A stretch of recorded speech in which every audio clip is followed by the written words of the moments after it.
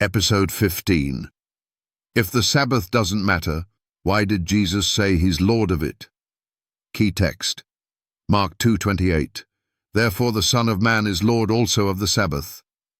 If the Sabbath no longer matters, if it was fulfilled, abolished, or spiritualized away, then why did Jesus proudly declare himself Lord of the Sabbath? Mark 2:28 says, Therefore the Son of Man is Lord also of the Sabbath. Let's pause right there. Jesus didn't say, I'm Lord over Sunday. He didn't say, I'm abolishing the Sabbath. He said, I am Lord of the Sabbath. That's a claim of ownership, not replacement. That's authority, not erasure. Now ask yourself, can you be Lord over something that doesn't exist anymore? You can't be the Lord of a kingdom that's been destroyed.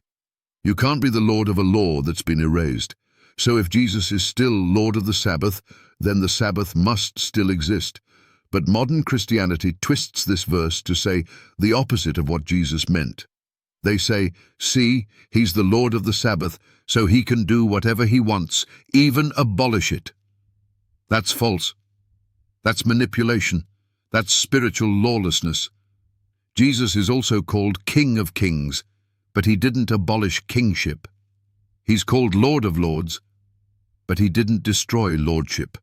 So why do people twist his title, Lord of the Sabbath, to mean he abolished the very thing he's Lord over?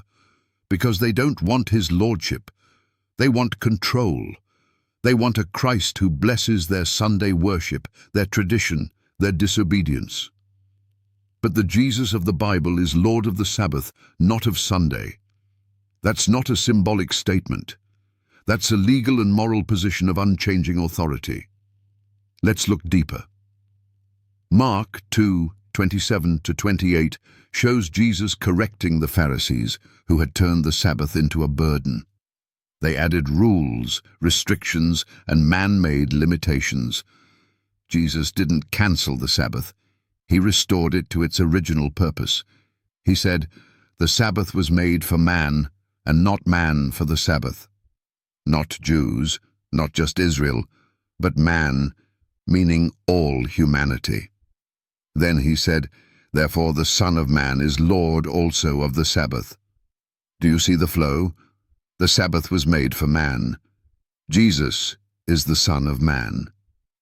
Therefore, he is Lord over the gift he gave to man. This is about relationship, not ritual. This is about authority, not abolition. And here's the kicker.